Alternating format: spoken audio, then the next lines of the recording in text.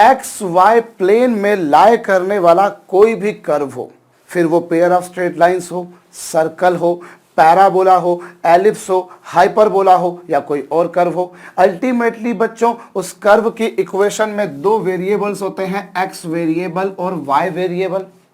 Curve की equation बच्चों x coordinate और वाई कोऑर्डिनेट में एक रिलेशनशिप हमें बताती है। जैसे एग्जांपल के तौर पे हम पैराबोला की इक्वेशन देखें, y square is equal to 4ax। अब ये जो इक्वेशन है ये एक्स कोऑर्डिनेट और वाई कोऑर्डिनेट में एक रिलेशनशिप हमें बता रही है। अब यदि हम क्या करें, ये दोनों कोऑर्डिनेट्स को किसी तीसरे वेरिएबल से रिलेट करें जिससे हमारा काम आसान हो जाए, तो वो जो तीसरा वेरिएबल होता है उस तीसरे वेरिएबल को हम लोग कहा करते हैं बच्चों पैरामीटर। हम उस तीसरे वेरिएबल को कहते हैं पैरामीटर और उससे जो कोऑर्डिनेट्स आते हैं उन कोऑर्डिनेट्स को हम कहा करते हैं पैरामेट्रिक कोऑर्डिनेट्स। फॉर एग्जांपल बच्चों यदि हम यहाँ पर देखें इसके पैरामेट्रिक कोऑर्डिनेट्स तो वो हैं a² 2at। मेरे कहने का मतलब क्या है, यदि बच्चों में x is equal to at² रखूं तो RHS क्या बनती है, RHS बनती है 4a इंटू at², यानी कि साहब 4a² t²। और यदि मैं बात करता हूं बच्चों y की जगह पर 2at रखता हूं तो LHS क्या बनती है, LHS बनती है y का स्क्वायर यानी 2at का होल स्क्वायर। सो ये क्या आ जाएगा बच्चों 4a² t²। तो उस बेसिस पर क्या हुआ, उस बेसिस पर बच्चों ये दोनों इक्वल आ रहे हैं। भाई t का मान कुछ भी हो, t की वैल्यू 1 हो, 2 हो, √2 हो, √3 हो, रेशनल हो, इरेशनल हो, नेगेटिव हो, पॉजिटिव हो, फ्रैक्शनल हो, इंटीग्रल हो, नॉन इंटीग्रल हो, एक बात तो सर्टन है कि RHS भी 4a² t² है और LHS भी 4a² t² है। इररिलेवेंट t की वैल्यू क्या है भाई, t की वैल्यू 1 लो, 0 लो, -1 लो, √2 लो, √3 लो, -√3 लो, आप t की वैल्यू कुछ भी लो बच्चों, एक बात सर्टन है कि RHS और LHS हमेशा इक्वल रहेंगे यदि मैं x की जगह पर at² और y की जगह पर 2at रख दूं। तो हमने क्या करा, हमने ये जो दोनों कोऑर्डिनेट्स थे इन दोनों कोऑर्डिनेट्स को तीसरे वेरिएबल t से रिलेट कर दिया। तो ये जो तीसरा वेरिएबल है t बच्चों, इसे हम कहेंगे पैरामीटर और इससे जो कोऑर्डिनेट्स हमारे पास में बनकर आए वो कहलाएंगे पैरामेट्रिक कोऑर्डिनेट्स। फॉर एग्जांपल बच्चों सर्कल की equation x² + y² is equal to a²। अब यदि बच्चों मैं x की जगह पर a cos थीटा और y की जगह पर a sin थीटा रख दूं तो थीटा की वैल्यू कुछ भी हो, थीटा की वैल्यू कुछ भी हो बच्चों, 30 डिग्री हो, 60 डिग्री हो, 45 डिग्री हो, 41 डिग्री हो, 21 डिग्री हो, जो भी हो बच्चों, अगर आपने x की जगह पर a cos थीटा, y की जगह पर a sin थीटा रखा तो आप देखेंगे कि RHS हमेशा LHS के बराबर होगी क्योंकि a² कॉमन आ जाएगा, cos² + sin² 1 हो जाएगा। चलिए रख कर देख लेते हैं बच्चों, ये आपके पास में आएगा a² cos² theta plus a² sin² theta. अब यदि इसमें से मैंने a² कॉमन निकाल दिया तो हमें cos² theta plus sin² theta मिल जाएगा और जो हमेशा 1 होता है इररिलेवेंट के थीटा की वैल्यू क्या है। सो ये हमेशा a² के बराबर आएगा। That what I am talking here बच्चों। तो यहां पर जो थीटा था बच्चों वो पैरामीटर था और इससे जो कोऑर्डिनेट्स बनकर आए वो पैरामेट्रिक कोऑर्डिनेट्स हैं। कई बार हमारे लिए दो वेरिएबल्स में काम करना मुश्किल होता है। ऑब्वियसली दो वेरिएबल के कंपैरिजन में अगर एक वेरिएबल में काम करेंगे तो वर्क रिलेटिवली इजी हो जाएगा। कई बार दो वेरिएबल्स में काम करना भी आसान रहेगा, लेकिन मैक्सिमम केसेस में आपको एक वेरिएबल में काम करना आसान रहेगा। आपने दो वेरिएबल्स x और y में चलने की बजाय एक सिंगल वेरिएबल थीटा में काम किया, वर्क इजी हो गया। लाइकवाइज बच्चों यहाँ दो वेरिएबल्स x और y में चलें उससे अच्छा आप सिंगल वेरिएबल t में चलें, क्योंकि कुछ भी हो जाए बच्चों, हमेशा x की जगह at², y की जगह 2at रखेंगे तो ये हमेशा उसको सेटिस्फाई करेगा। इररिलेवेंट t की वैल्यू क्या है भाई, LHS भी यही है और RHS भी यही है। तो ये जो कोऑर्डिनेट्स होते हैं बच्चों इन्हें हम बोला करते हैं पैरामेट्रिक कोऑर्डिनेट्स। और आपने जो वेरिएबल x और y थे उन्हें जो तीसरा वेरिएबल यहाँ पर इंट्रोड्यूस किया उसे हम कहा करते हैं बच्चों पैरामीटर और उससे जो कोऑर्डिनेट्स बनकर आए वो कहलाएंगे बच्चों पैरामेट्रिक कोऑर्डिनेट्स। सो हमें ध्यान रखना है ये जो पैराबोला आपको दे रखा है इस पर इसे हमेशा at² 2at को हमेशा इसको सेटिस्फाई कर रहा है। बच्चों मैं एक एग्जांपल के तौर पर बता देता हूं आपको। जैसे अगर मान लीजिए सर्कल की इक्वेशन है x माइनस एच का whole square plus y minus k का whole square is equal to a square. अब यदि मैं x बराबर h plus a cos theta रख दूं और y बराबर के प्लस ए साइन थीटा रख दूं, तो थीटा की वैल्यू कुछ भी हो, थीटा की वैल्यू कुछ भी हो बच्चों, H plus a cos theta के प्लस ए साइन थीटा हमेशा इसको सेटिस्फाई करेगा। रख कर देख लीजिए, हमेशा LHS बराबर RHS आएगा। तो यहाँ आप दो वेरिएबल्स में काम करें, एक्स और वाई, रेदर आप सिंगल वेरिएबल में काम कर लें। तो ऐसे जो कोऑर्डिनेट्स बनते हैं बच्चों, उन्हें हम कहा करते हैं पैरामेट्रिक कोऑर्डिनेट्स। सो हमें ध्यान रखना बच्चों, parabola y square equals to 4ax के पैरामेट्रिक कोऑर्डिनेट्स क्या होंगे, at स्क्वायर 2at। ठीक क्या है बच्चों, यहाँ पर पैरामीटर नोट डाउन कर लीजिएगा।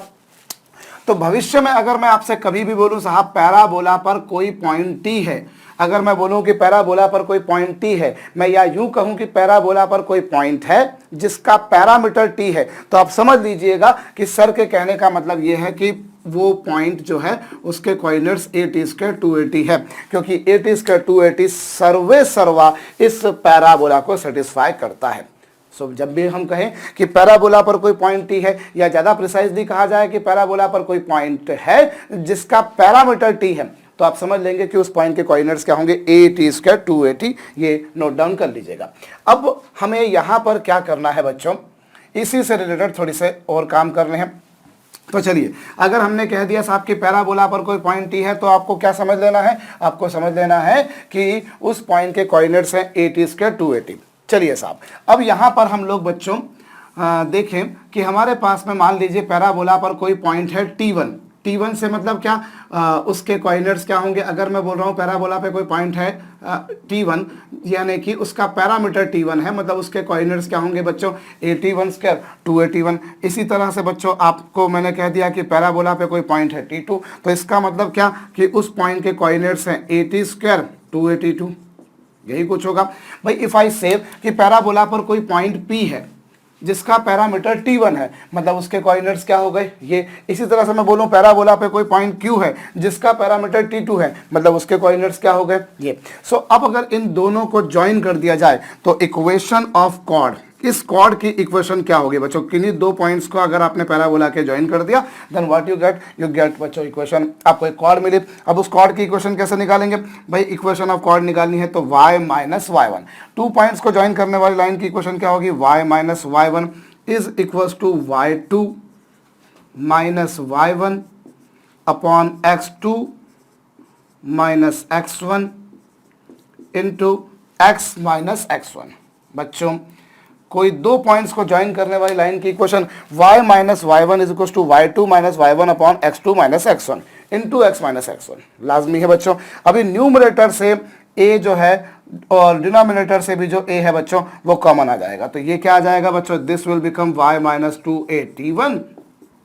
और यहाँ पर अगर 2 को कॉमन निकाल दिया जाए बच्चों तो t2 माइनस t1 बचेगा। और डिनोमिनेटर का जहाँ तक सवाल है बच्चों वो t2 square minus t1 square है। और a square minus b square क्या होता है, a square minus b square होता है a minus b into a plus b। ये लीजिए बच्चों यहाँ पर आपने a कॉमन निकाल के कैंसिल कर दिया, a square minus b square की वैल्यू होगी a minus b into a plus b, और ये दोनों आपस में क्या हो गए, कैंसिल। तो ये आपके पास में बच्चों कुछ ऐसी पिक्चर आ गई। अब आप क्या करेंगे, अब आप इनको क्रॉस मल्टीप्लाई कर देंगे। जब क्रॉस मल्टीप्लाई करेंगे तो आपको क्या मिलेगा बच्चों, देखिए अगर मैंने इन्हें क्रॉस मल्टीप्लाई कर दिया तो यहाँ मुझे मिलेगा y इंटू टी1 प्लस टी2, y इंटू टी1 प्लस टी2, और माइनस क्या बच्चों, माइनस मुझे मिला 2at1 इंटू क्या t1 प्लस टी2, ये आएगा। और RHS पर और साथ में एक मिनट, यस, और RHS पर तो क्या है x minus a t1 square, ये आया बच्चों। एंड देयर आफ्टर आप इसे तो चलिए जैसा लिखा था वैसा का वैसा लिख दीजिए, और यहाँ पर माइनस 2at1 का स्क्वायर माइनस 2at1 t2 और इज इक्वल टू कितना, x माइनस at1 स्क्वायर। अभी कुछ कैंसिल हो रहा है, बिल्कुल हो रहा है बच्चों। यदि आप यहाँ पर ध्यान दें तो ये माइनस 2at1 स्क्वायर है और वो माइनस at1 स्क्वायर है, तो वो कैंसिल हो जाएगा। और फाइनली आपको क्या मिलेगा बच्चों, यहाँ पर मिलेगा y इंटू एक मिनट, साथ में 2 भी तो मल्टीप्लाई होगा, साथ में 2 भी मल्टीप्लाई हो रहा है तो ये तो कैंसिल ही हो जाएगा भैया। यहाँ पर इसमें इनटू में 2 का मल्टीप्लाई हो रहा है, सो this is 2x minus 2at1 square, completely cancel हो रहा है। कंप्लीटली कैंसिल हो जाएगा तो ये दोनों आपस में क्या हो जाएंगे, कैंसिल, और ये हो जाएगा साहब y into t1 plus t2 is equal to 2x plus 2at1 t2. So what is this? This is nothing but the equation of chord joining 2 points whose parameters are t1 and t2 respectively. बच्चों parabola को मैंने के 2 points को join किया जिनके parameters थे t1 और t2, तो उसकी इक्वेशन ये आ गई बच्चों आपके पास। अदरवाइज आपके पास में अगर कोई 2 पॉइंट्स हैं x1 y1 x2 y2, तो उसकी इक्वेशन ऑफ कॉर्ड आप लोग देख चुके हो बच्चों। क्या होती है उसकी equation of chord? Equation of chord होती है y minus y1 is equal to 4a upon y1 plus y2 into क्या, x माइनस x1। तो डायरेक्टली आप ये भी लगा के कर सकते हैं भैया, x1 y1 की जगह at1 का 2at1 रख दिया, y1 की जगह 2at1 और y2 की जगह 2at2, बात वही की वही आएगी। आप लोग डायरेक्टली इक्वेशन ऑफ कॉर्ड पहले देख चुके हो, तो इसलिए मैं ये भी लिख सकता हूँ बच्चों। सो इसका यूज करके भी हम लोग कर सकते हैं। एनीवेज, सो हमने पहली बात क्या देखी बच्चों कि हम लोग एक्चुअली क्या कर रहे हैं, इन दोनों वेरिएबल्स x और y को किसी तीसरे वेरिएबल से रिलेट कर रहे हैं जिससे हमारा काम आसान हो जाए। क्यों आसान होगा, कैसे आसान होगा, ये आपको आने वाले टाइम में मालूम पड़ेगा। तो आपने पैराबोला पर कोई 2 पॉइंट्स ले लिए, एक का पैरामीटर t1 था, दूसरे का पैरामीटर t2 था, तो उसके कोऑर्डिनेट्स ये हो गए। इसके भाई आपने जैसे ही बोला कि पैरामीटर पे किसी पॉइंट का पैरामीटर, पैराबोला पे किसी पॉइंट का पैरामीटर t है, समझ लीजिएगा उसके कोऑर्डिनेट्स at² 2at। उस बेसिस पर इन दोनों को ज्वाइन करने वाली कॉर्ड की इक्वेशन ये आई। फर्दर सॉल्व कर लेंगे ये, फाइनली आपके पास में ये आया। तो ये जो आपके पास में आया बच्चों, इसे स्मरण कंठस्थ रखना है, नोट डाउन कर लीजिएगा। चलिए अब यहां पर मैं एक कंडीशन बताता हूं बच्चों, यदि इन दोनों को ज्वाइन करने वाली लाइन, यानी कि ये जो कॉर्ड है, if PQ is a focal cord, बच्चों यदि PQ जो है वो एक फोकल कॉर्ड हो, फोकल कॉर्ड से मतलब समझते होंगे मेरे ख्याल से ऐसी लाइन जो बच्चों फोकस से पास होती है। Any line which does pass through focus is known as focal chord। तो अब यदि बच्चों ये जो PQ है, यदि ये फोकल कॉर्ड है मतलब ये that is it passes through focus। बच्चों ये फोकस से पास होती है, और फोकस के कोऑर्डिनेट्स क्या, ऐसी कोई भी लाइन बच्चों जो फोकस से पास होती है, ऐसी कोई भी लाइन बच्चों जो फोकस से पास होती है उसे हम कहा करते हैं फोकल कॉर्ड, नाभि जीवा। तो अब अगर ये फोकल कॉर्ड है तो ये फोकस से पास होगी, फोकस से पास होगी तो फोकस की इक्वेशन को फोकस इसको सेटिस्फाई करेगा। तो ये लीजिए साहब, आपने रख दिया 2at1 t2, ये कुछ आपके पास आ गया, और ये तो पूरा LHS तो 0 हो गया बच्चों, और राइट हैंड साइड से आपने 2a कॉमन निकाल दिया, तो t1 t2 plus 1 is equals to 0, so that you people get t1 t2 is equals to -1. So this is the condition for which this chord PQ, that is that chord whose parameters are t1 and t2, अगर वो focal chord है तो उस condition में क्या होगा बच्चों, t1 t2 की वैल्यू जो आएगी वो आएगी -1। यदि किन्हीं 2 पॉइंट्स जिनके पैरामीटर्स t1 और t2 हैं को ज्वाइन करने वाली लाइन एक फोकल कॉर्ड है, तो कंडीशन ये होगी बच्चों, इसे भी नोट डाउन कर लीजिएगा। पहले आपने PQ की इक्वेशन निकाली, PQ की कंडीशन निकाली कि अगर वो फोकल कॉर्ड है तो चलिए लगे हाथों हम लोग एक काम और करते हैं बच्चों। ये जो फोकल कॉर्ड हम लोगों ने फाइंड आउट करी है, फोकल कॉर्ड की कंडीशन हमने फाइंड आउट करी है, अब हम ये लेंथ निकालते हैं। We people are going to find length of PQ, और PQ यहां पर ध्यान दीजिए फोकल कॉर्ड है, ये आपको गिवन है कि PQ फोकल कॉर्ड है। तो अभी PQ की लेंथ क्या होगी बच्चों, देखिए आपको PQ की लेंथ मतलब P और Q के बीच की डिस्टेंस, और 2 पॉइंट्स के बीच की डिस्टेंस कैसे निकलेगी बच्चों, root of x2 minus x1, जबकि x2 x1 की वैल्यू क्या है और y2 y1 की वैल्यूज क्या है वो आपको पता है बच्चों। तो 2 पॉइंट्स के बीच की डिस्टेंस, आपको लेंथ निकालने को कही गई PQ की, तो आपने डिस्टेंस फार्मूला लगाया under the root x2 minus x1 का square plus y2 minus y1 का स्क्वायर, ये रहा बच्चों। अब यहाँ से आप देखिए तो यहाँ से a कॉमन आ रहा है, और a कॉमन आकर वो a स्क्वायर हो गया, और ये हो गया साहब t2 square minus t1 square हो गया, और यहाँ से बच्चों 2a कॉमन आ गया, 2a को रूट के बाहर निकाल देंगे तो 4a स्क्वायर, और ये हो जाएगा t2 स्क्वायर माइनस t1 का स्क्वायर। ये आ गया बच्चों। और नेक्स्ट स्टेप में आप क्या कर सकते हो, ए स्क्वायर दोनों में से कॉमन निकाल दो, रूट के बाहर आके वो ए हो जाएगा। और यहाँ पर ये जो t2 माइनस t1 का स्क्वायर लिखा है बच्चों, इससे यदि मैं t2 minus t1 into t2 plus t1 लिखूँ तो मेरे ख्याल से मैं कोई गलती नहीं कर रहा हूँ बच्चों। यहाँ ए स्क्वायर माइनस बी स्क्वायर, ए स्क्वायर माइनस बी स्क्वायर को आप लिख सकते हो ए माइनस बी इंटू ए प्लस बी, और उस पूरे का स्क्वायर है, और plus 4 times of t2 minus t1 का स्क्वायर तो अपनी जगह पर है ही सही। होप आपको ये बात समझ में आई है। नेक्स्ट स्टेप में बच्चों ए, अब ध्यान दीजिए ये जो रूट के इनसाइड लिखा है t2 minus t1 t2 plus t1 का होल स्क्वायर, मैं एक एक स्टेप लिख रहा हूं बच्चों, आप इसे इंडिविजुअली इसका स्क्वायर और फिर इसका स्क्वायर आप लिख सकते हैं, plus 4 times of t2 minus t1 का स्क्वायर तो लिखा हुआ पहले से ही है। अब इन दोनों में से भी क्या कॉमन आ रहा है बच्चों, t2 माइनस t1 का होल स्क्वायर। भाई t2 माइनस t1 का स्क्वायर ये ऐथे भी आएगा तो ऐथे भी आएगा, तो इसे कॉमन कर लो भाई। आपने दोनों जगह से कॉमन निकाल दिया और उसको रूट के बाहर ले आएंगे तो वो ऐसा हो जाएगा। और रही बात बच्चों बाकी जो बचा हुआ है तो वो है t1 प्लस t2 का whole square plus 4 times.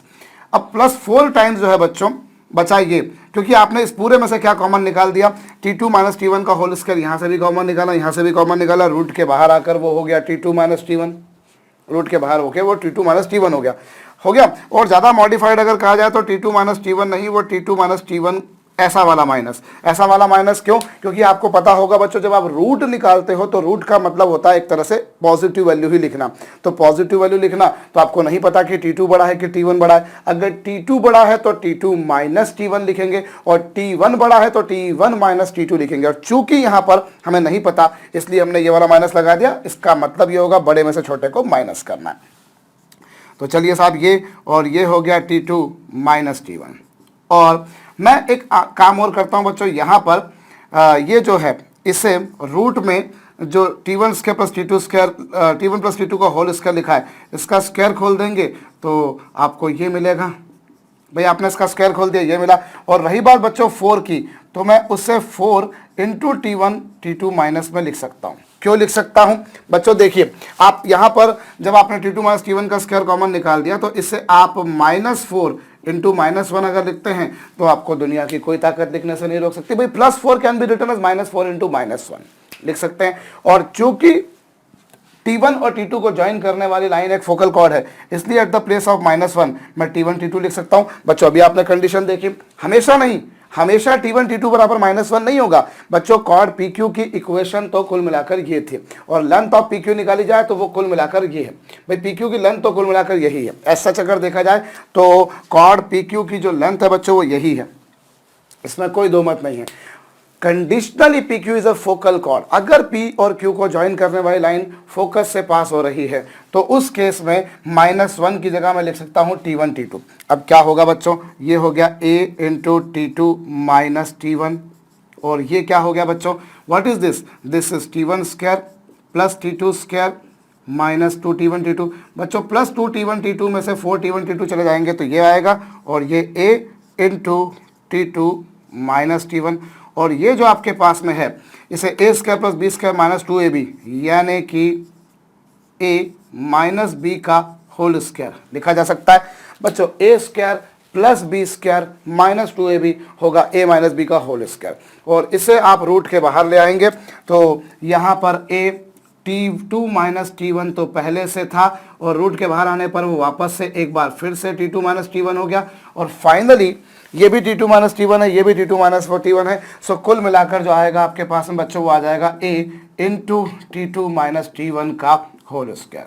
So what is this, this is the length of focal chord joining those points whose parameters are t1 and t2 respectively। मैं एक बार फिर से समझा रहा हूं बच्चों, देखिए आपने इन दोनों को ज्वाइन करने वाली कॉर्ड की इक्वेशन निकाली, वो ये आई, इसे आपको स्मरण रखना है। अब कंडीशन निकाली कि अगर ये फोकल कॉर्ड है तो क्या, फोकल कॉर्ड है मतलब वो फोकस से पास होगी, फोकस से पास होगी तो आपने फोकस यानी a0 से सेटिस्फाई करा दिया, t1 t2 बराबर ये आ गया। अब मुझे बोला गया आप PQ की लेंथ निकाले तो डिस्टेंस फार्मूला लगा दिया, x2 माइनस x1 का स्क्वायर, उसको सॉल्व किया यहाँ तक, माइनस भाई +4 आएगा बचा हुआ, क्योंकि t2 माइनस t1 का होल स्क्वायर कॉमन आ रहा था। अब ये +4 आ रहा था, +4 को -4 इंटू -1 लिख सकता हूँ, लिख दिया मैंने, चलिए ठीक है, यहां तक तो कोई बात नहीं। लेकिन अगर PQ एक फोकल कॉर्ड है तो फिर -1 की जगह लिखा जा सकता है T1 T2, क्योंकि फोकल कॉर्ड के केस में ये कंडीशन होती है। उस बेसिस पर आपके पास में जो लेंथ आ गई बच्चों वो ये आ गई, इसे जरूर से नोट डाउन कर लीजिएगा। PQ के फोकल कॉर्ड होने की कंडीशन, PQ की लेंथ, और PQ अगर फोकल कॉर्ड है तो उसकी लेंथ, इसे आपको याद रखना बच्चों। चलिए लगे हाथों हम लोग अब इस पे एक छोटा सा सम करते हैं। हमें ये बोला है there is a point P on parabola whose parameter is T. Determine length of focal cord passing through that point P. Video को रोक करके कीजिएगा। There is a point P on parabola whose parameter is T. Determine length of focal cord passing through that point P. Video को रोक करके कीजिएगा बच्चों, मैं फिर से बोल रहा हूं। देखिए अभी यहां पर क्या बोला है, यहां पर आपसे बोला है कि पैराबोला पर कोई पॉइंट P है, पैराबोला पर कोई पॉइंट P है। ये लीजिए बच्चों, ये रहा पैराबोला रहा। अभी पैराबोला पर कोई पॉइंट P है, ये रहा। इस पॉइंट का पैरामीटर T है, मतलब इसके कोऑर्डिनेट्स क्या होंगे, इसके कोऑर्डिनेट्स होंगे AT² 280। भाई अगर किसी पॉइंट का पैरामीटर T है मतलब उसके कोऑर्डिनेट्स होंगे AT² 280 होंगे। बहुत अच्छी बात।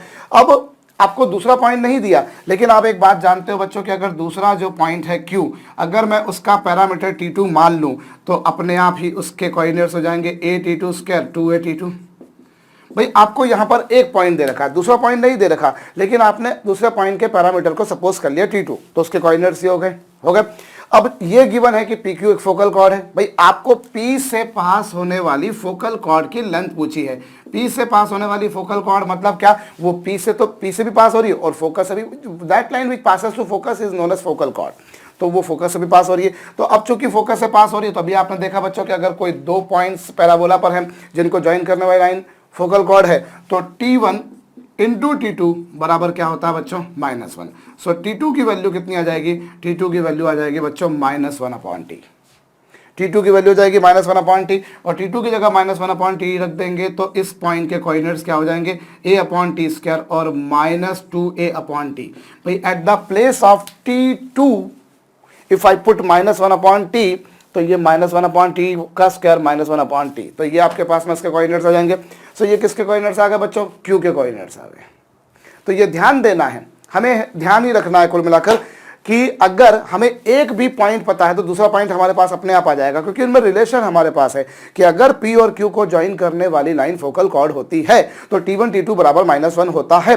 तो अगर आपके पास में एक पॉइंट का भी पैरामीटर है तो दूसरे पॉइंट का पैरामीटर अपने आप चल कर आएगा, बिकॉज वो दोनों इंडिपेंडेंट नहीं है, वो दोनों आपस में रिलेटेड है। T1 T2 इक्वल्स टू -1 से। तो आपको एक पॉइंट का पैरामीटर दे रखा था, दूसरे पॉइंट का पैरामीटर आपने अपने आप निकाला तो वो T2 आ गया, मान लिया था आपने, कंडीशन लगाई T1 T2, जबकि T1 की वैल्यू T है, ये आ गया। T2 रख देंगे तो आपके पास में ये आ गया। मतलब अगर एक पॉइंट के कोऑर्डिनेट्स हो तो दूसरे पॉइंट के कोऑर्डिनेट्स आ गए बच्चों। अब आपको क्या निकाल दिए, लेंथ। और बाई चांस लेंथ का फार्मूला आप लोग डायरेक्टली याद कर सकते हो बच्चों कि अगर वो PQ एक फोकल कॉर्ड है तो उसकी लेंथ ये आती है T2 - T1 का स्क्वायर। सो ये A, लेकिन आपको T2 क्वेश्चन में नहीं दे रखा, पर कोई बात नहीं। T2 क्या है बच्चों, आपको पता है -1/T, और T1 का जहां तक सवाल है बच्चों तो वो तो आपको दे ही रखा है। भाई एक पॉइंट का पैरामीटर दे रखा है, दूसरे पॉइंट का नहीं दे रखा, पर दूसरे पॉइंट का पैरामीटर पहले पॉइंट के पैरामीटर पर डिपेंड करता है। सो आपने T2 की जगह -1/T रख दिया, T1 की जगह T, माइनस साइन को कॉमन निकाल दीजिए, माइनस साइन का स्क्वायर भी प्लस हो जाएगा। तो इस तरीके से लेंथ ये आएगी, मतलब कुल मिलाकर बच्चों लेंथ जो है वो ये आ जाएगी। तो ये लीजिए साहब, आपके पास में लेंथ आ गई इस तरह से। चलिए एक और काम करते हैं, हमें ये बोला है determine harmonic mean of segments of focal cord on a parabola. Determine harmonic mean of segments of focal cord in a parabola. Video को रोक करके कीजिएगा बच्चों। पहले तो आपको प्रश्न का मतलब समझना पड़ेगा, एग्जैक्टली क्या बोला है, और उसके बाद में आपको सॉल्व करना है। बच्चों यहाँ पर देखिए क्या गिवन है, यहाँ पर आपको ये गिवन है कि पैराबोला पर में कोई फोकल कॉर्ड है, पैराबोला में कोई फोकल कॉर्ड है, और आपको उस फोकल कॉर्ड के सेगमेंट्स का हार्मोनिक मीन लेना है। बच्चों ये फोकल कॉर्ड है, इसके सेगमेंट्स क्या होंगे, इसका एक सेगमेंट होगा SP। भाई ये पूरी फोकल कॉर्ड है, as such PQ is complete focal chord. उसके सेगमेंट्स क्या हैं? एसपी और एसक्यू। उसके सेगमेंट्स है बच्चों एसपी और एसक्यू। तो आपको इन दोनों सेगमेंट्स का हार्मोनिक मीन लेना है। तो चलिए हार्मोनिक मीन लेते हैं, और हार्मोनिक मीन लेने के लिए पहले आप एक काम करिए, एसपी निकालिए। एसपी क्या होगा बच्चों? एसपी होगा under the root of x2 minus x1 का स्क्वायर और y2 माइनस y1 का स्क्वायर। भाई आपने मान लिया, you have supposed कि let me suppose that the parameter of one point is t। माना कि पहले पॉइंट का पैरामीटर t है, तो उसके कोऑर्डिनेट्स ये हो गए। आपने ये डिस्टेंस निकाली, डिस्टेंस फार्मूला लगाकर under the root x2 minus x1 का square plus y2 minus y1 का स्क्वायर, और यहाँ से a कॉमन आएगा, यहाँ से भी a कॉमन आएगा, वो आप निकाल के बाहर रख दीजिए, a आ जाएगा। और इसको सॉल्व करेंगे बच्चों तो यह आएगा 1 plus t to the power 4 minus 2t square, और प्लस यहाँ पर आएगा बच्चों 4t स्क्वायर। इसको आप सॉल्व कर लीजिए तो ये a इंटू टी की पावर 4 है प्लस 1 है प्लस 2t स्क्वायर है। मतलब कुल मिलाकर यदि देखा जाए तो what is this? This is a into under the root of t square plus 1 का होल स्क्वायर है। होप आपको ये बात समझ में आई है। भाई आप इसे क्या लिख सकते हो? मैं एक स्टेप और आपके लिए लिखे देता हूँ, ये लीजिए। यहाँ पर ये a है और ये क्या होगा बच्चों? ये होगा टी स्क्वायर का स्क्वायर प्लस 1 का square plus 2 times of T square into 1, यही कुछ होगा। और A square plus B square plus twice A B क्या होता है? ये होता है T2 कहाँ से आ गया? ये लीजिए, A square plus B square plus twice A B क्या होता है? ए, ये टी स्क्वायर का स्क्वायर होगा ना, फिर टी की power 4 can be written as t square का स्क्वायर। तो ये कुछ ऐसा हो जाएगा, इसका रूट ले लेंगे तो ये आपके पास में आ जाएगा। ये आपके पास में बच्चों एसपी की लेंथ आ गई। भाई आपसे बोला है फोकल कॉर्ड के दोनों सेगमेंट्स का हार्मोनिक मीन बताइए, तो आपको पहले दोनों सेगमेंट्स की लेंथ निकालनी होगी। आपने पॉइंट P मान लिया, जिसका आपने पॉइंट P ले लिया, जिसका पैरामीटर T सपोज कर लिया, उसके कोऑर्डिनेट्स ये हो गए। तो अपने आप ही Q के कोऑर्डिनेट्स ये हो जाएंगे। इतनी अगर आपको लग रही है भाई, अगर उसका पैरामीटर T है तो इसका पैरामीटर, क्योंकि म्यूचुअली डिपेंडेंट है, वो इंडिपेंडेंट नहीं होते हैं। और उसके बाद में आपने एसपी की लेंथ निकाली, डिस्टेंस फार्मूला लगाकर वो ये आई। तो जिस तरह से आपने एसपी की लेंथ निकाली वैसे ही एसक्यू की लेंथ निकालेंगे, वही डिस्टेंस फार्मूला लगाएंगे। आपने इन दोनों के बीच डिस्टेंस फार्मूला लगाया, इन दोनों के बीच में लगाया, तो आपको क्या मिलेगा? यहाँ पर जो लेंथ मिलेगी बच्चों वो आपको मिलेगी एसक्यू की लेंथ। अगर आप निकालेंगे तो वो आपको मिलेगी बच्चों, आप सॉल्व करके देख लीजिए, वही डिस्टेंस फार्मूला लगाइए, वही डिस्टेंस फार्मूला लगाइए जैसे आपने एसपी की लगाया था, वैसे ही एसक्यू के भाई under the root x2 minus x1 का square plus y2 minus y1 का स्क्वायर, जबकि x2 y2 क्या? 8 स्क्वायर माइनस 2 अपॉन टी, आपको ये मिलेगी। मैं ये डायरेक्ट क्यों लिख पाया? उसके पीछे सिंपल सा रीजन ये है बच्चों कि आप देखिए, जैसे उस पॉइंट का पैरामीटर टी है, वैसे ही इस पॉइंट का पैरामीटर बच्चों क्या है? -1 अपॉन टी। भाई अगर किसी फोकल कॉर्ड कि एक एंड का पैरामीटर टी है तो दूसरे एंड का पैरामीटर -1 अपॉन टी होगा। दूसरे एंड का पैरामीटर क्या होगा? -1 अपॉन टी होगा बच्चों। अब जब पैरामीटर टी था तो जो लेंथ आई थी वो ये आई थी, तो जब पैरामीटर -1 अपॉन टी होगा तो लेंथ ये आ जाएगी।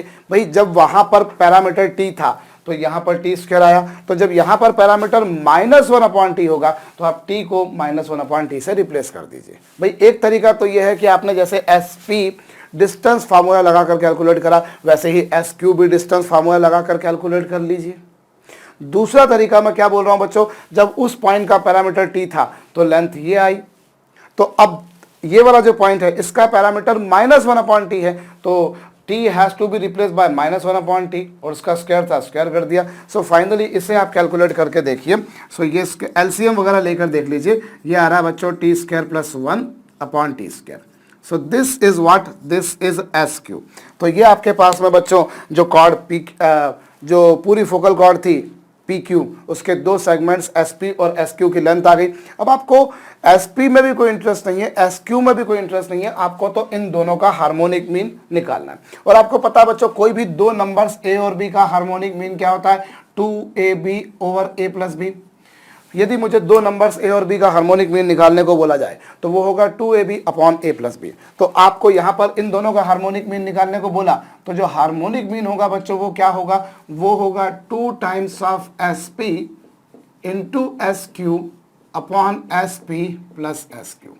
आपको यदि इसका और इसका हार्मोनिक मीन निकालने को बोला जाए बच्चों, दो नंबर्स ए और बी का हार्मोनिक मीन होता है 2ab upon a plus B होता है। ठीक उसी तरह से यहां पर होगा 2sp into S Q upon S P plus S Q. तो चलिए अब आप 2 अपनी जगह पर है, sp का जहां तक सवाल है बच्चों तो sp की वैल्यू है कुछ ऐसी है और sq की वैल्यू है बच्चों a into t square plus 1 whole upon T square है बच्चों। और यहां पर sp की वैल्यू है a into t square plus 1 और sq की वैल्यू है बच्चों a into t square plus 1 upon T square. भाई आपने 2 अपनी जगह पर रखा, sp की वैल्यू ये है, sq की वैल्यू ये है, sp की वैल्यू sq की वैल्यू रख दी। अब ऊपर नीचे से कुछ कैंसिल हो रहा है बच्चों, a यहां पर है, ऊपर नीचे से a कॉमन निकाल के कैंसिल हो गया। 2 बार कैंसिल मत कर देना क्योंकि यहां मल्टीप्लाई है, यहां मल्टीप्लाई है तो ऐसा नहीं कि आप इधर से भी a कैंसिल कर दें इधर से भी a कैंसिल कर दें, नहीं, आप डिनोमिनेटर में से a जो है, या आप एक काम करिए, चलिए भैया अगर मेरे ख्याल से छोटी सी बात है समझ जाएंगे, a से भैया यहाँ से a कॉमन निकाला वो इससे कैंसिल हो गया और T square plus 1 T square plus दोनों जगह से कॉमन निकाल दिया, ये भी कैंसिल हो गया। अब क्या होगा, अब आपको मिलेगा साहब 2 times of a into t square plus 1 upon T square और यहां पर 1 अपॉन ये कुछ आएगा, ठीक बात है। अब आप क्या करोगे बच्चों, ये 2a t square plus 1 upon T square है और यहां एलसीएम लीजिए तो ये t square plus 1 whole upon में टी स्क्वायर। आई रिपीट, ये 2 है a है t square plus 1 upon T square है और बच्चों यहां आपने देखा तो ये तो पूरा कैंसिल हो चुका है, ये भी कैंसिल हो चुका है बच्चों, ये बचाइए। अभी एलसीएम ले लीजिए तो ये आ जाएगा। अभी क्या होगा बच्चों, टी स्क्वायर से टी स्क्वायर भी कैंसिल हो गया, टी स्क्वायर प्लस 1 से टी स्क्वायर प्लस 1 भी कैंसिल हो गया। फाइनली क्या आ गया बच्चों, ये 2a। फाइनली क्या आ गया बच्चों, ये 2a। आपने जो फोकल कॉर्ड थी उसके दोनों सेगमेंट्स का हार्मोनिक मीन निकाला जो कि 2a आ रहा है और ऑब्वियसली 2a अपने आप में एक कांस्टेंट है, एक कांस्टेंट है। मेरे कहने का मतलब क्या भैया, कितनी फोकल कॉर्ड्स होती हैं, इनफाइनाइट फोकल कॉर्ड्स होती हैं। भाई any line passing to focus is a focal chord, तो ये एक फोकल कॉर्ड है, ऐसे ही बच्चों ये एक फोकल कॉर्ड है, ऐसे ही बच्चों ये एक जो फोकस से पास होगी वो फोकल कॉर्ड है, तो ये भी अपने आप में एक फोकल कॉर्ड है। जिस तरह से पी क्यू एक फोकल कॉर्ड थी ऐसे ही पी डैश क्यू डैश एक फोकल कॉर्ड होगी, ऐसे ही P double dash Q double dash एक फोकल कॉर्ड होगी। ऑब्वियसली बच्चों infinite lines can be drawn through focus, infinite focal cords can be there, but हर इनफाइनाइट फोकल कॉर्ड्स होंगी और उन इनफाइनाइट फोकल कॉर्ड्स के आप सेगमेंट्स आप निकालेंगे तो आप जितनी भी फोकल कॉर्ड्स होंगी उनमें से किसी भी फोकल कॉर्ड के जो दोनों सेगमेंट्स होंगे उनका हार्मोनिक मीन निकालेंगे। तो वो ऐसा नहीं कि हार्मोनिक मीन अलग अलग आएगा, भाई पी क्यू फोकल कॉर्ड के जो दोनों सेगमेंट्स हैं उसका हार्मोनिक मीन निकालें, या पी डैश क्यू डैश जो फोकल कॉर्ड है उसके दोनों सेगमेंट्स का हार्मोनिक मीन निकालें, या P double dash Q double dash जो फोकल कॉर्ड है उसके दोनों सेगमेंट्स का हार्मोनिक मीन निकालें। यहाँ जितनी भी कॉर्ड्स हैं उनमें से किसी भी फोकल कॉर्ड के दोनों सेगमेंट्स का हार्मोनिक मीन निकालें, वो हमेशा 2a ही आएगा, वो कांस्टेंट आएगा, वो यथावत आएगा, वो फिक्स्ड आएगा। That has to be notice बच्चों कि harmonic mean of focal chord of any focal chord, harmonic mean of segments of any focal chord in a parabola is constant, 2a के बराबर आ रहा है। और लगे हाथों बता दूं ये 2a के बराबर आ रहा है और इस 2a को अगर मैं 1/2 टाइम्स ऑफ 4a लिखूं तो मैं नहीं समझता कि कोई गलती हो रही है। I can write 2a is equals to 1/4a और 4a क्या होता है बच्चों, latus rectum. So you can say this is nothing but this is half of latus rectum. बच्चों ये लेटस रेक्टम के हाफ के बराबर है, या यूं कहा जाए कि ये सेमी लेटस रेक्टम के बराबर है। भाई ये 2a आ रहा है और आपको मालूम है जो parabola y square equals to 4ax होता है उसके लेटस रेक्टम की लेंथ होती है 4a और इसका हाफ है।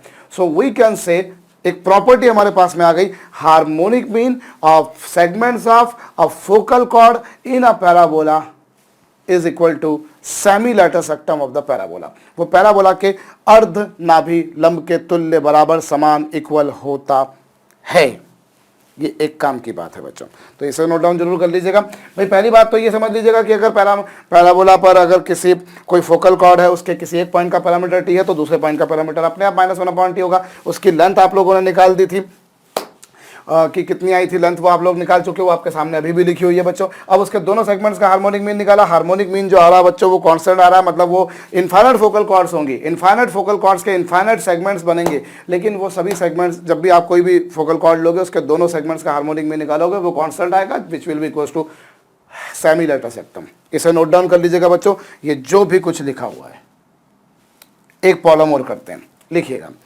आपके पास में बच्चों कोई फोकल कॉर्ड है which is making angle alpha. Determine, simple question, determine length of a focal cord, determine length of a focal cord in a parabola which makes angle alpha with the axis of parabola.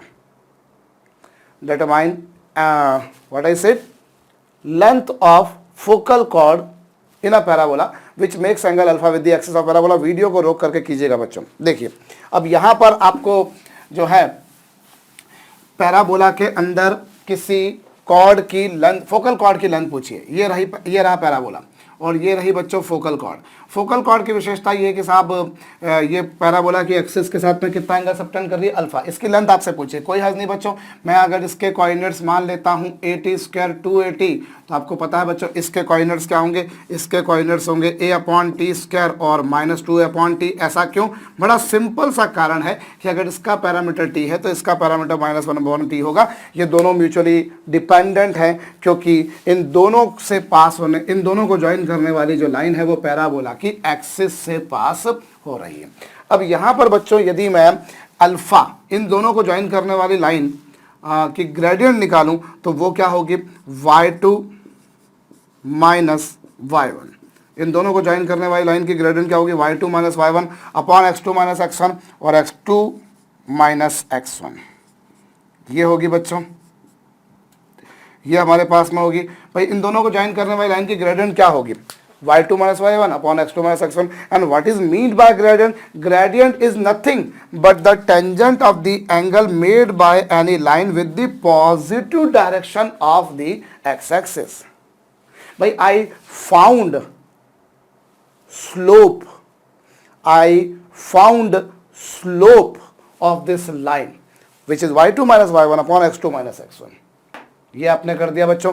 And what is mean by slope? Slope is nothing but the tangent of the angle made by the given line with the positive direction of x axis. And by chance here in this case the axis of parabola is nothing but the x axis itself.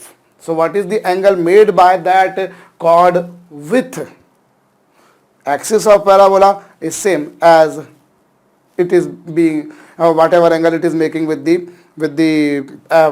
x axis। बच्चों ये आ गया आपके पास। अभी यहाँ से a ऊपर नीचे से कॉमन निकाल के कैंसिल हो गया, ऊपर से माइनस साइन भी कॉमन निकाल दीजिए और 2 भी कॉमन निकाल दीजिए। तो -2 कॉमन निकाल दिया तो बच्चों यहाँ पे बचेगा 1/t + t, यही बचेगा। -2 भी कॉमन निकल चुका है तो यहाँ पर ये पिक्चर बनेगी और यहाँ पर बच्चों 1/t² - t², यही पिक्चर बनेगी। तो चलिए अब आप आगे इसमें से और कुछ काम कर सकते हैं। यस भाई मेरे पास में जो -2 लिखा है लिख दिया मैंने, और एलसीएम ले लीजिए बच्चों। एलसीएम ले लेंगे 1 + t² होल अपॉन t, और यहाँ पर बच्चों एलसीएम ले लेंगे तो 1 - t⁴ होल अपॉन t², यही कुछ आएगा। भाई आपने एलसीएम लिया, पहले तो माइनस साइन -2 कॉमन निकाल दिया तो यहाँ बचा 1/t, यहाँ पे t, और फिर यहाँ पर एलसीएम लेंगे तो 1 - t⁴ t²। अभी क्या होगा, अभी क्या होगा, क्या होगा, क्या होगा, क्या होगा, कुछ तो होगा। ये होगा साहब कि यहाँ से -2 है, यहाँ 1 + t² है, ठीक बात है। अच्छा यहाँ पे जो डिनोमिनेटर है वो t है और यहाँ t² है, तो यहाँ t से t कैंसिल हो जाएगा। यहाँ जो न्यूमरेटर में जो डिनोमिनेटर आएगा वो t आएगा और डिनोमिनेटर के डिनोमिनेटर में जाएगा वो t² आएगा, तो t से t कैंसिल। और ये जो अब ये 1 - t⁴ को यदि मैं 1 - t² × 1 + t² लिखूँ तो मैं नहीं समझता कि आप में से किसी को कोई समस्या होनी चाहिए। क्यों?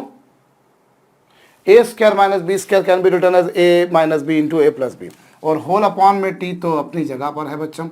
अभी कुछ कैंसिल हो रहा है, ये दोनों आपस में क्या होगा बच्चों, कैंसिल। ये दोनों आपस में कैंसिल हो गए और फिर आपके पास में क्या आएगा, -2t upon 1 minus T square.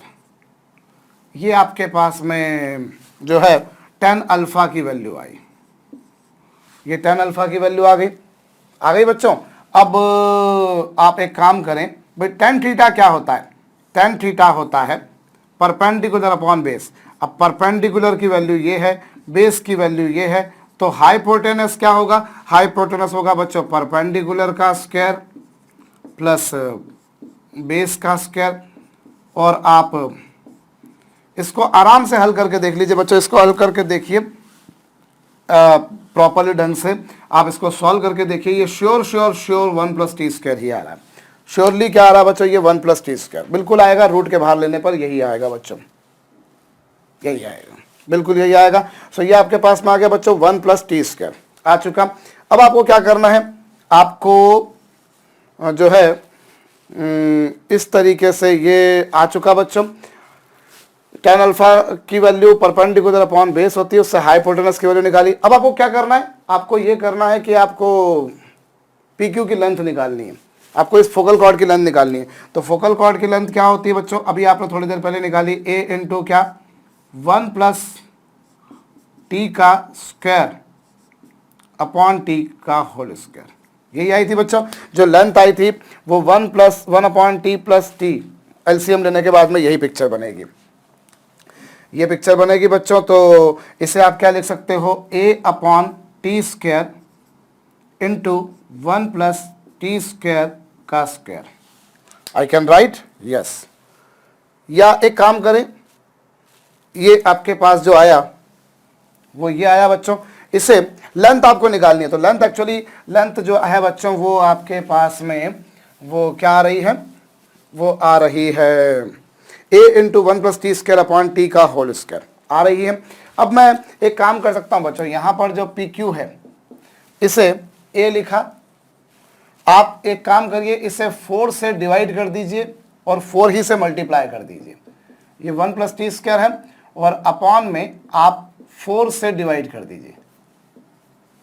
Can't I do this, of course yes I can do this, because देखिए आपके पास में ये a है, आपने 4 से मल्टीप्लाई करा और 4 ही से डिवाइड किया। कैसे 4 से डिवाइड किया भाई, 4 से मल्टीप्लाई करा वो तो क्लियर नजर आ रहा है, और 4 से डिवाइड किया, माइनस का स्क्वायर प्लस हो जाएगा, 2 का स्क्वायर 4 हो जाएगा। मतलब आपने ये जो एक्सप्रेशन था इसे 2 से मल्टीप्लाई और 2 ही से डिवाइड कर दिया। सो ये हो गया बच्चों 4a। और इस डायग्राम में अगर आप देखें बच्चों, ये जो ट्रायंगल आपने बनाया है तो 1 प्लस टी स्क्वायर है हाइपोटेनस और -2t है बच्चों परपेंडिकुलर। और किसी भी राइट एंगल ट्रायंगल में हाइपोटेनस और परपेंडिकुलर का जो रेशो होता है बच्चों वो होता है कॉसेक थीटा, जबकि थीटा की वैल्यू कितनी बच्चों यहाँ पर अल्फा, क्योंकि tan अल्फा है परपेंडिकुलर अपॉन बेस। सो ये हो जाएगा और उस बेसिस पर बच्चों ये आ जाएगा 4a cosec square alpha. So what is this? This is the length of a focal chord which subtends angle alpha with the x-axis, or you say with subtends angle alpha with the axis of the parabola. भाई आपको एक parabola दे रखा था जिसकी focal cord आपको बोल रखी थी कि पैराबोला की एक्सिस के साथ में अल्फा एंगल बनाते हैं, उसकी लेंथ बताइए। तो आपको पता है कि अगर एक पॉइंट के कोइनर्सी हैं तो दूसरे पॉइंट के कोइनर्सी होंगे। आपने लाइन का स्लोप निकाला y2 minus y1 upon x2 minus x1, और स्लोप होता है बच्चों कोई भी line positive direction of x axis के साथ जो एंगल बनाती है उसका टेंजेंट। उस बेसिस पर आपके पास ये आया, आपने एलसीएम वेलसीएम लेकर सॉल्व करा, आपको ये मिल गया। tan थीटा होता है perpendicular upon base, hypotenuse Pythagoras theorem लगा दी, आपको ये मिल गई। अब आपको PQ की लेंथ निकालनी, वो अभी आप थोड़ी देर आपने पहले निकाली बच्चों। PQ की लेंथ आई थी a into 1 upon T plus T, मतलब एलसीएम लेने के बाद में ये। अब मैं चाह रहा था कि मैं इस ट्रायंगल के टर्म्स में उसको कहीं ना कहीं कुछ करूं, इसीलिए मैंने 4 से मल्टीप्लाई करा, 4 से डिवाइड किया। 4 से डिवाइड करने के लिए मैंने -2 का स्क्वायर कर दिया। और by chance hypotenuse upon base होती है, हाइपोटेनस अपॉन परपेंडिकुलर होता है कॉसेक थीटा, बस रख दिया। इस तरीके से आपके पास में बच्चों जो है इसकी लेंथ आ गई। सिंपल है। एक क्वेश्चन और करते हैं हम लोग यहां पर बच्चों। ये जो कोई फोकल कॉर्ड अगर हमने निकाली, हम उसकी फोकल कॉर्ड की लेंथ और वर्टेक्स से उस पर परपेंडिकुलर ड्रॉप करें। अगर हम फोकल कॉर्ड की लेंथ और वर्टेक्स से उस पर परपेंडिकुलर ड्रॉप करें तो परपेंडिकुलर की जो लेंथ होगी, लेट इट बी डी, मैं इन दोनों में रिलेशन एस्टेब्लिश करना चाहता हूं। I want to establish a relation between length of that focal chord, I want to establish a relation between length of that focal cord and length of perpendicular from vertex to the focal cord. आप भी एक बार कोशिश कीजिए। देखिए, आपने focal chord है तो उसके एक पॉइंट को ये मान लिया तो दूसरा पॉइंट ये हो जाएगा, एक के कोऑर्डिनेट्स ये तो दूसरे कोऑर्डिनेट्स ये हो जाएंगे, अपने आप कोई बड़ी बात नहीं है बच्चों। अब आप इस फोकल कॉर्ड की इक्वेशन आप जानते हैं, क्या होती है फोकल कॉर्ड की इक्वेशन? फोकल कॉर्ड की इक्वेशन होगी y into t one plus t two is equal to 2x plus 2a t1 t2।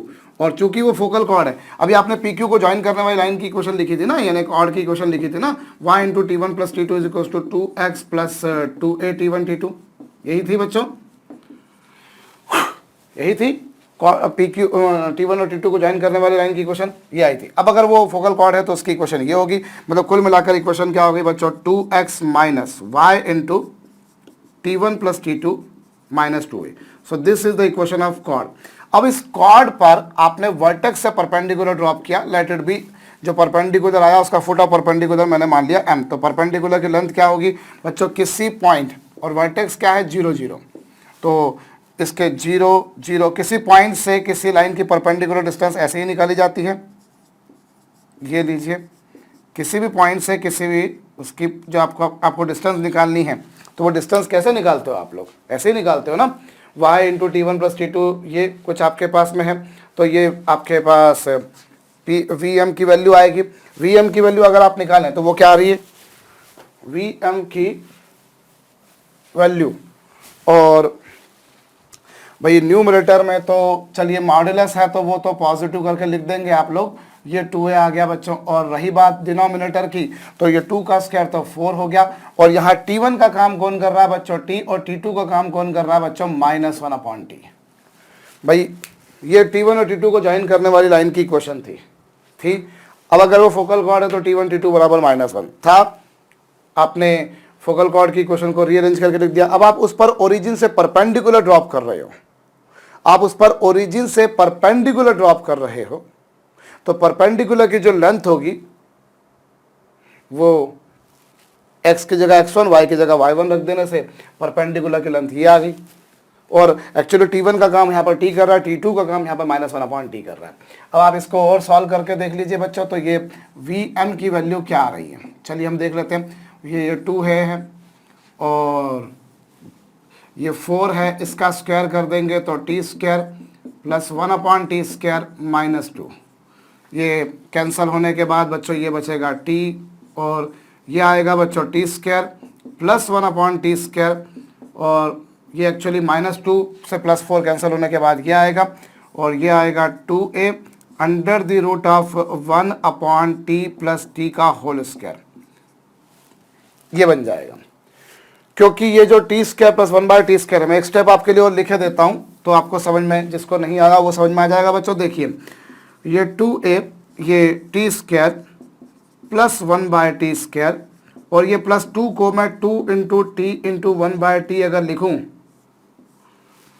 तो दुनिया की कोई ताकत मुझे लिखने से नहीं रोक सकती, क्योंकि अगर 2 में मैंने t इंटू 1/t का मल्टीप्लाई करा, मतलब 1 का मल्टीप्लाई करा बच्चों, तो ये मेरे पास में 2a into t plus 1/t का होल स्क्वायर हो जाएगा, और रूट के बाहर आकर वो क्या हो गया बच्चों? 2a into t plus 1/t, root के बाहर आके वो ये हो गया। So this is Vm, that is length of perpendicular from vertex to the focal chord. वो ये आई बच्चों, वो ये आई है। और ये जो परपेंडिकुलर की लेंथ आई है, इसे हम लोग d लेके चल रहे हैं। ये जो परपेंडिकुलर की लेंथ है बच्चों, इसे हम d लेके चल रहे हैं। And what we want actually, we want कि हमें इन दोनों में रिलेशन चाहिए। किन दोनों में रिलेशन चाहिए? वो जो परपेंडिकुलर की लेंथ आई है और जो फोकल कॉर्ड है उसकी लेंथ पर। सो यहाँ से एक बात आप देखिए बच्चों, यहाँ से आपको 1/t प्लस t की वैल्यू मिलेगी बच्चों क्या? 2a/d। ये आएगी बच्चों। भाई यहाँ से t प्लस 1/t की वैल्यू आप इसको न्यूमरेटर में ले गए, डिनोमिनेटर में आ गया, ये आ गई आपके पास, आ गया। अब आपको पता है बच्चों इस कॉड पी क्यू की लेंथ क्या होगी, कॉड पी क्यू की लेंथ अभी आप थोड़ी देर पहले लिख चुके हो, t प्लस 1/t का होल स्क्वायर। ये कॉड पी क्यू की लेंथ आई थी, ये कॉड पी क्यू की लेंथ a, और t प्लस 1/t की जगह बच्चों यदि मैं 2a/d लिखता हूं तो कोई गलती नहीं है, बिल्कुल गलती नहीं है बच्चों। तो p q is equal to 4a³ आएगा और अपॉन में d स्क्वायर आएगा। न्यूमरेटर में जब मल्टीप्लाई करेंगे तो 4a³ आएगा और अपॉन में d स्क्वायर आएगा। और इस तरीके से आपके पास में कॉर्ड PQ की लेंथ और उस कॉर्ड पर ओरिजिन यानी वर्टेक्स से डाले गए परपेंडिकुलर की लेंथ में रिलेशन आ गया। सो कुल मिलाकर कंक्लूजन क्या आया कि कॉर्ड PQ की लेंथ जो होगी, कॉर्ड PQ की जो लेंथ होगी वो ओरिजिन से डाले गए परपेंडिकुलर की डिस्टेंस के स्क्वायर के इनवर्सली वेरी करेगी। We can say length of focal chord varies as inversely to the square of distance from vertex to the parabola, from vertex to the focal chord। बच्चों आपको देखिए क्या बोल रखा था यहाँ पर, आपको ये बोल रखा था कि ये जो फोकल कॉर्ड है इसकी लेंथ और इस पर जो वर्टेक्स से परपेंडिकुलर ड्रॉप किया उसकी डिस्टेंस, इन दोनों में रिलेशन एस्टेब्लिश करना। तो आपको पता है बच्चों फोकल कॉर्ड की लाइन की इक्वेशन ये होती है, अब अगर वो फोकल कॉर्ड है तो वो ये होगा, ये वो ये आ गई, उस पर ओरिजिन से परपेंडिकुलर ड्रॉप किया वो ये आ गया। अब T1 का काम T कर रहा है, T2 का काम -1/T कर रहा है, आपने Vm की वैल्यू निकाली वो ये आई बच्चों। इस 2 को आप अगली स्टेप में T × 1/T लिख सकते हो, ये आएगा ये। आपको इनमें रिलेशन एस्टेब्लिश करना है, किसमें, ये जो परपेंडिकुलर की लेंथ आई मतलब D और फोकल कॉर्ड की लेंथ। तो आप क्यों ना कुछ ऐसा काम करें कि T जो है वो एलिमिनेट हो जाए, बस आपको सिर्फ इतना सा करना था, क्योंकि आपको जो रिलेशन एस्टेब्लिश करना था वो इस कॉर्ड की लेंथ और D के बीच में करना था। सो आप तीसरा कोई वेरिएबल नहीं चाहोगे। तीसरा आप बोलो A आया तो A तो कांस्टेंट है, जो भी है भैया वो पैराबोला के लिए कांस्टेंट है, लेकिन T अलग अलग पॉइंट का अलग अलग होगा। ऑब्वियसली पॉइंट्स अलग अलग हैं, उनके T अलग अलग होंगे, लेकिन ए तो सबके लिए सेम है ना, पैराबोला में तो ए तो वही का वही है ना, 4a उसका फिक्स है, लेटर सेक्टम जो भी है बच्चों। सो इस तरह से हम लोग क्या देख रहे हैं कि कॉर्ड PQ की लेंथ जो है बच्चों वो डिस्टेंस के स्क्वायर के इनवर्सली वेरी कर रही है। तो ये एक छोटी सी बात थी, इसे नोट डाउन कर लीजिएगा। एक बात और बताता हूँ बच्चों, अभी आपने ये जो पैराबोला पर जब मैंने बोला कि पैराबोला पर पैरामेट्रिक कोऑर्डिनेट्स के बारे में हम लोगों ने जब बात करी बच्चों, तो हमने बोला parabola y² is equal to 4ax, ये हमने कहा बच्चों। अब इस पर पैरामेट्रिक कोऑर्डिनेट्स क्या लिए, at² 2at। क्यों, क्योंकि जब भी मैं x की जगह at² रखता हूँ, y की जगह 2at रखता हूँ, तो वो इसको हमेशा सेटिस्फाई करता है। भाड़ में जाए t की वैल्यू क्या है, मुझे इससे कोई मतलब नहीं है। जैसे ये इसको हमेशा सेटिस्फाई करता है, ऐसे ही अगर आप x की जगह पर at² और y की जगह -2at लें तब भी तो वो सेटिस्फाई करेगा। कैसे, देखिए अगर आप ये ले लेते हैं बच्चों, LHS क्या होगी, LHS होगी साहब -2at का होल स्क्वायर, जो कि है बच्चों 4a² t² है।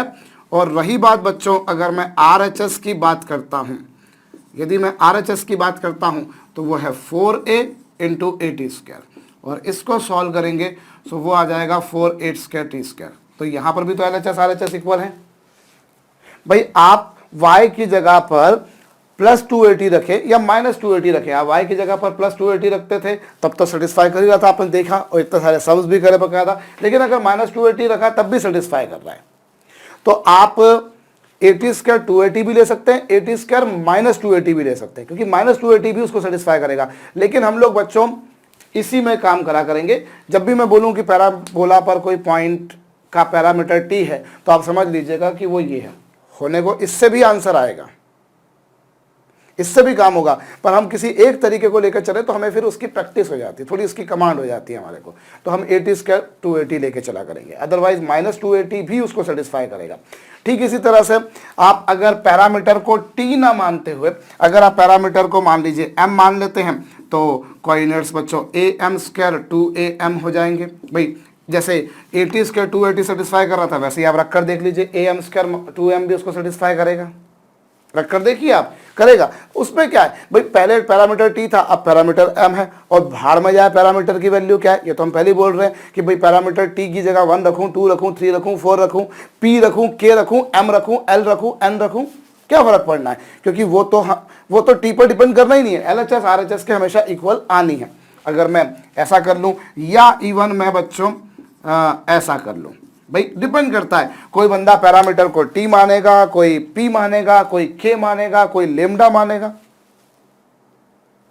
पैरामीटर को कोई बंदा टी मानेगा, कोई बंदा एम मानेगा, कोई बंदा एन मानेगा, कोई लेमडा मानेगा। ये इंडिविजुअल पर डिपेंड करता है।